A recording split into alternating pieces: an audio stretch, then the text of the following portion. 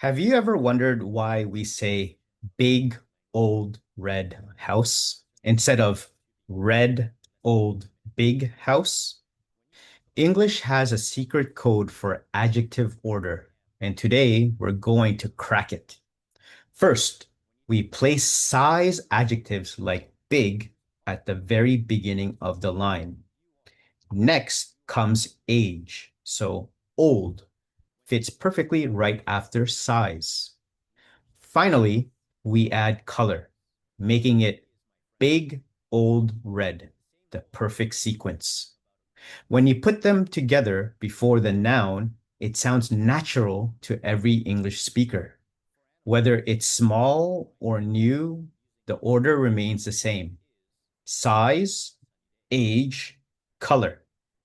Mixing this order can make your sentences sound confusing or just plain wrong. Stick to the pattern, and you will always sound confident and clear. You've mastered adjective order. Keep practicing, and I'll see you in the next lesson.